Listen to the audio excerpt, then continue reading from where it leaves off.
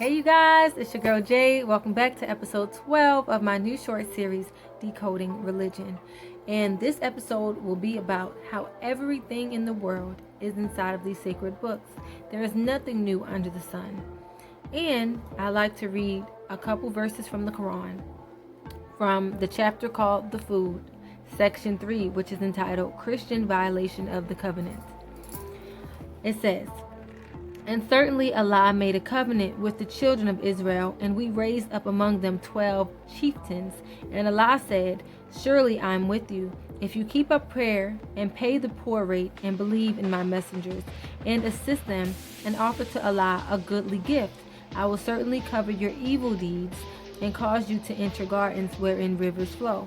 But whoever amongst you disbelieves after that, he indeed strays from the right way.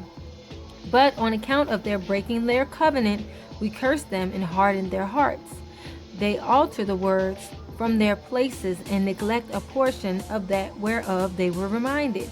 And thou wilt always discover treachery in them except a few of them. So pardon them and forgive. Surely Allah loves those who do good to others. And with those who say, we are Christians, we made a covenant, but they neglected a portion of that whereof they were reminded, so we stirred up enmity and hatred among them to the day of resurrection, and Allah will soon inform them of what they did. O people of the book, indeed our messenger has come to you, making clear to you much of that which you concealed of the book, and passing over much. Indeed, there has come to you from Allah a light and a clear book." So this short chapter that I read to you, this short chapter that I read to you, has a lot of information in there.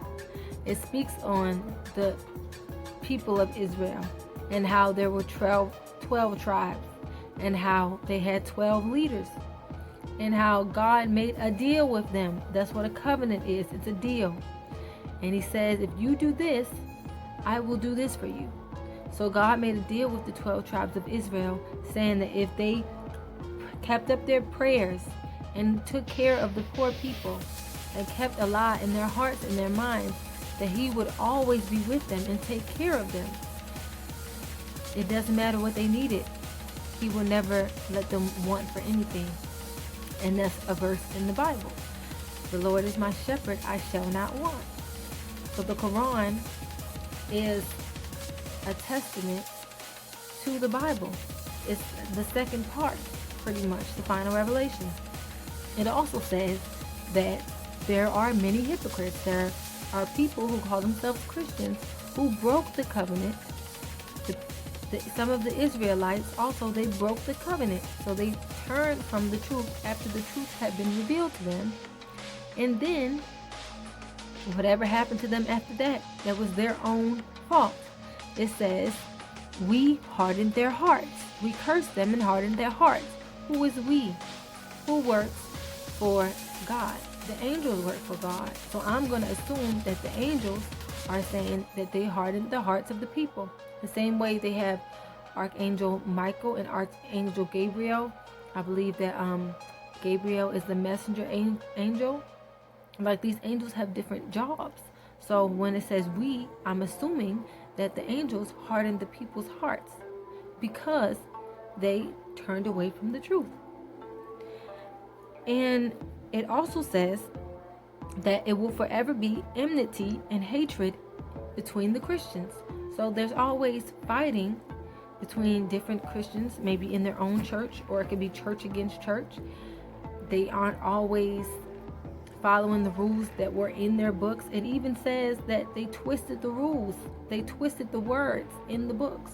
So clearly, everything is in the sacred books because it says it. The same thing that's going on today is the same thing that's said in this verse right here that I just read to you guys.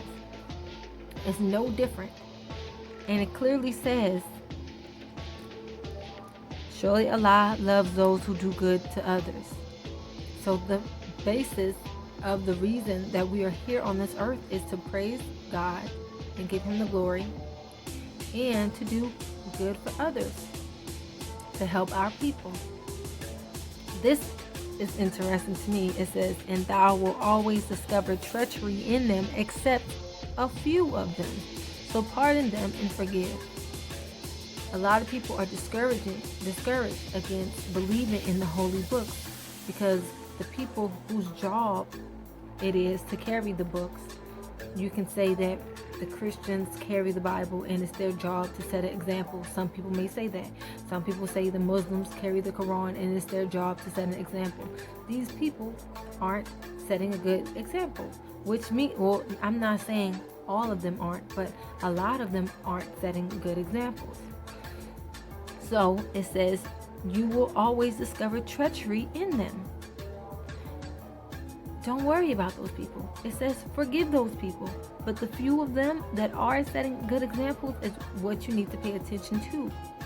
And it's nobody's job to carry these books and set a good example. It's our individual duty to follow God and to do our own research and to allow Him into our hearts so He can speak the truth directly to us.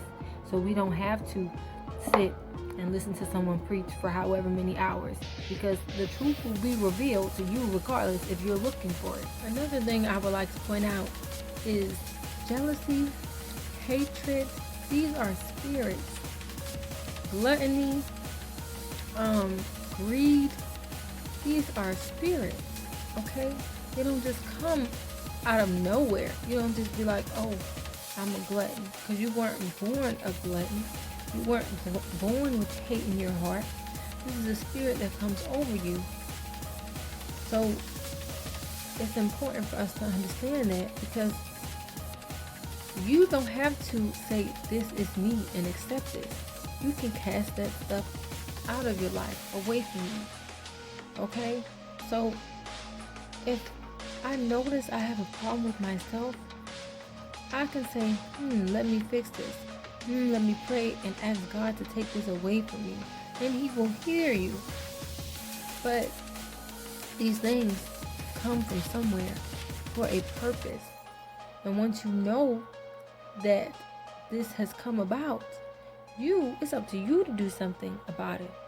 And if you're content with that spirit being on you and living with you, then hey, that's on you. But just know it'll affect your life in certain ways.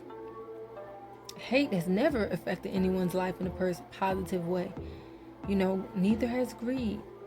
Neither has jealousy. It makes people do crazy things. So there's really nothing new under the sun. It says it right here in these books, exactly what's happening today. So the people that are getting discouraged just because they're watching other people, that's a terrible thing. Because for one, you shouldn't be looking up to anyone in this world except the Most High. He's the only one that you need to look to for an example. No one on this earth is your teacher, your leader. That being said, there's a verse in the Bible that said, man cannot survive off of bread alone. Pretty much he needs the holy books as food too. So I find it ironic that this chapter is entitled Food. So the same way we feed our bodies, we must feed our mind.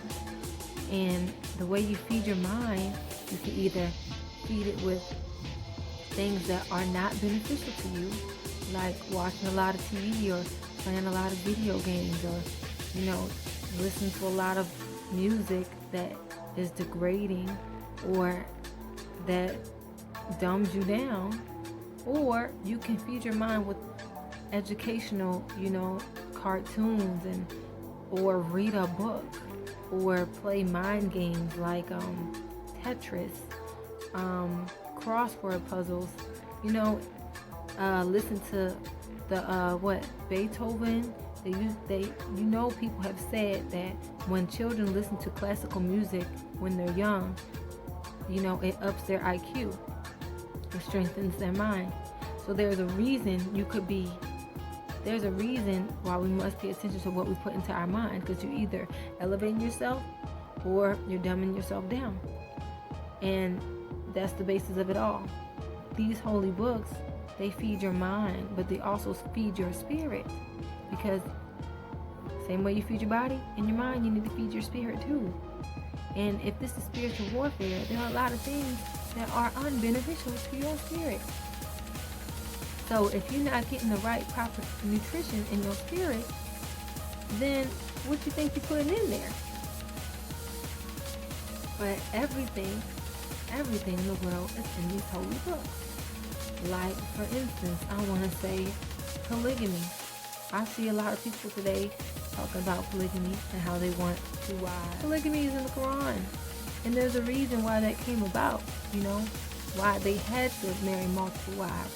Because at that time, the Muslims were getting in a lot of wars by people who were persecuting them, and some of their men were being killed.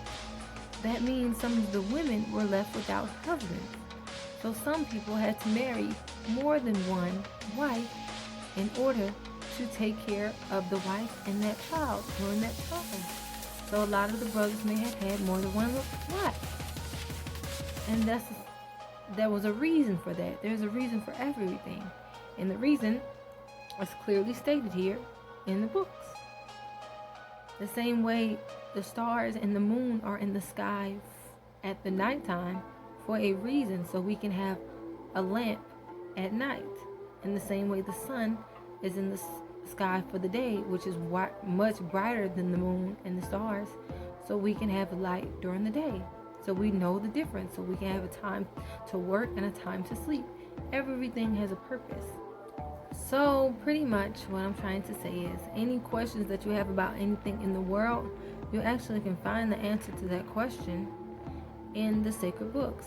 And not just find the answer, if you actually pray on it and allow God to speak to your spirit, then you will have knowledge on what you were searching for and wisdom to understand why it had to happen like that.